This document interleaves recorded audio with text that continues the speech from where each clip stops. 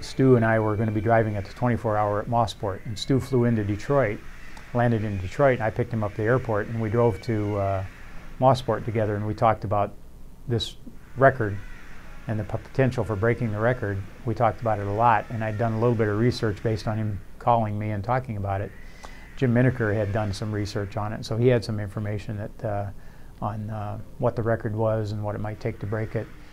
Hey, there's a record out there that looks like it's good for the plucking.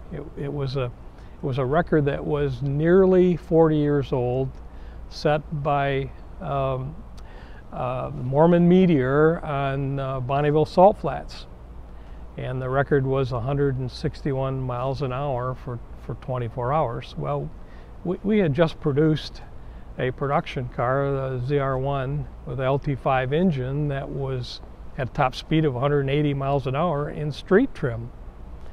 Looked like a no-brainer. You know, let's go set a 24-hour record with a production car. And we talked about doing that. We got to Mossport for the 24-hour, and we spent time with Tommy Morrison talking about it. And Tommy was just all over it. He says, "We got to do this. We got to do this." And so Tommy went right off and started talking to potential sponsors, and you know, Mobil Oil and Delco at the time, and a number of other sponsors. I think Lotus, because of the ZR-1 motors, the LT5 motors. So Tommy started putting that together, and I started working on the engineering end on, well, what will this really take to do this? Is, you know, what do we know about the car? And we'd learned so much about the car from all the 24-hour races that we ran in the 1980s that we felt we really knew where all the weak spots were. We knew what it took to make sure that there weren't any weaknesses in the car that would keep it from doing the record. The car had enough performance. The aerodynamics was good enough. The power was good enough. The handling was good enough. Everything looked like this ought to work.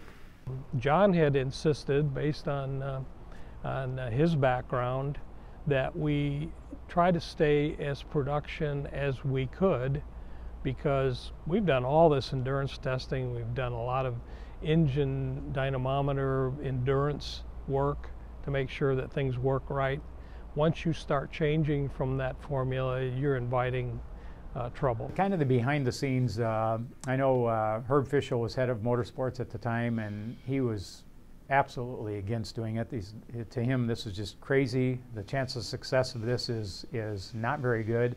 And I always thought really highly of Herb, but you know, I thought, Herb, you know a lot about the race cars and you're excellent at that. I know it can be successful. And obviously Ralph Kramer was the director of PR and communications for Chevrolet at the time, and I think internally, people like Ralph and Herb, they were all of the opinion there's very little chance that this is really going to work. We said that couldn't be done, and in fact, we did it secretly. He did it secretly, so that in case they failed, which they were almost certainly going to do, we would not have to embarrass ourselves by reporting that we'd lost a car out there in the middle of the West Texas desert. And it was all pretty much being done outside of GM. You know, we were taking vacation to work on the cars and run this effort. And but we had it very well covered. We had a program that was, you know, had a real good chance of success. Obviously, anything can happen. You can blow a tire and wreck the car or whatever, so there's definitely some real high risks to it, but we thought we had the risks covered as well as you possibly could for as risky a venture as it was. Fort Stockton was quite a town.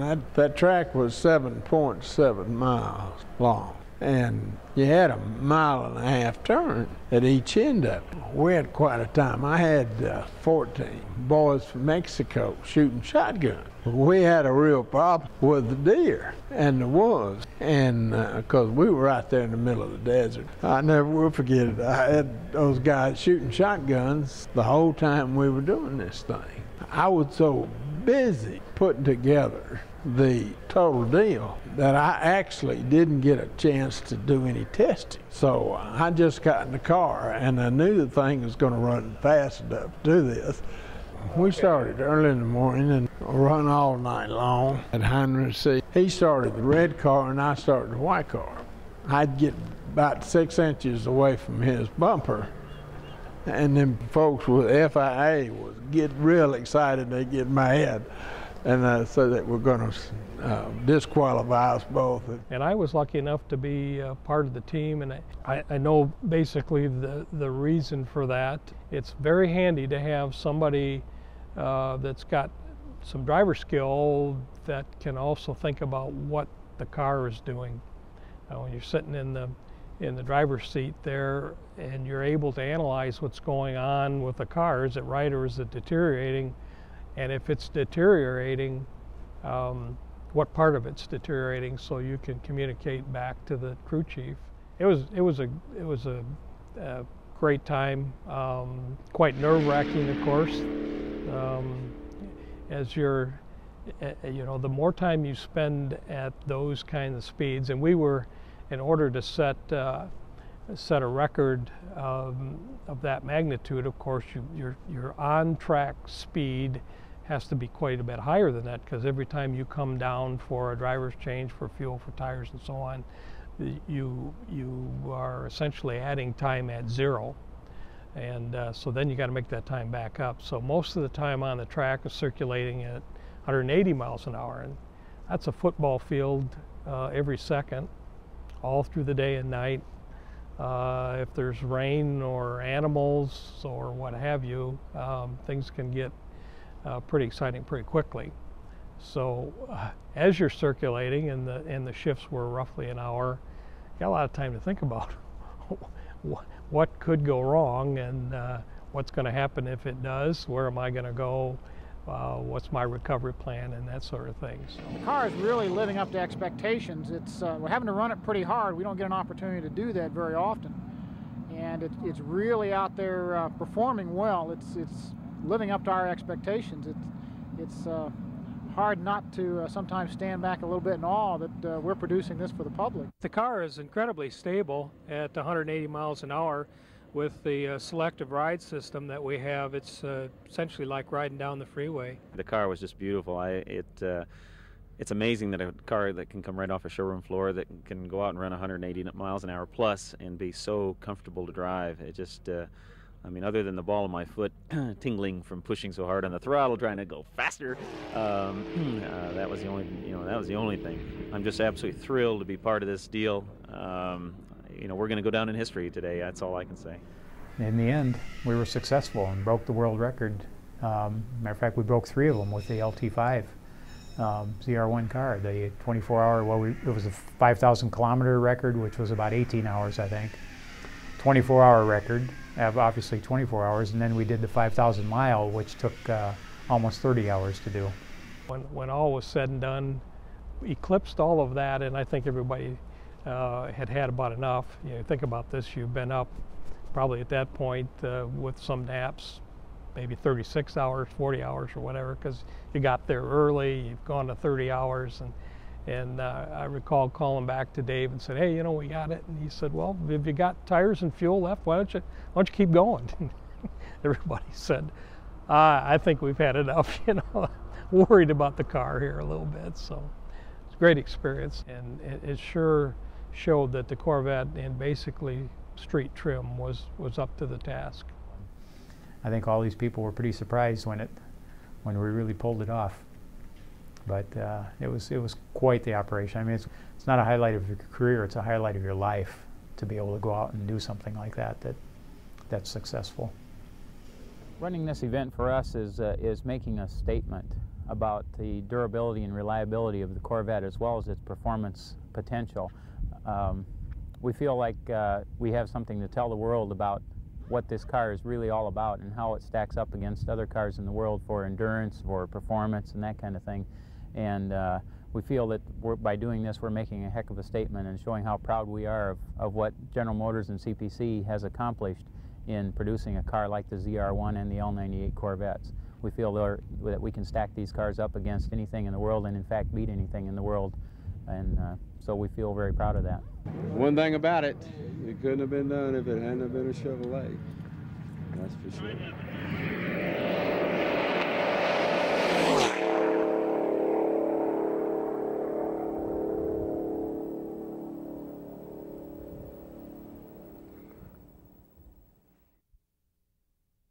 You look back on it, you say, gee, we missed, had we done a more thorough job of preparing to cover that, that incident, that whole episode, how much even greater would have been the impact. But the way it turned out, no question, it was a marvelous thing. And I mean, you think about basically a production ZR-1, 24 hours at 175 miles per hour. What is that, 10 Indianapolis 500s back to back. You think about the odds of being able to pull that off. I mean, we're just incredible. So great that I was certain that it was not going to happen, that there'd be some problem. And gee, I'd get a phone call from, I had a guy named Tom Hoxie, was on my staff. He was down there, and so he'd call me every, hour or so. They're still running. I lost about $300,000 on a particular deal. This is after all the money that you got rid of. Yeah. Yeah, and if you remember, y'all paid for lunch. Yes. A real good food, catering. Yeah. Catering. Yes. Good food situation. And of course, Fort Stockton, they have fine caterers down there. Expensive. Oh yeah, they have. I understand I had a good time in the bar down there, but in the pool room. And I think it was one of the nights that I actually did some singing. All I can tell you is that it was a real good day. We were having a pretty good time. Tommy Morrison and I met through Stu Hainer, and I was occasionally driving for Tommy Morrison through the 90-91 and John Heinersey as well.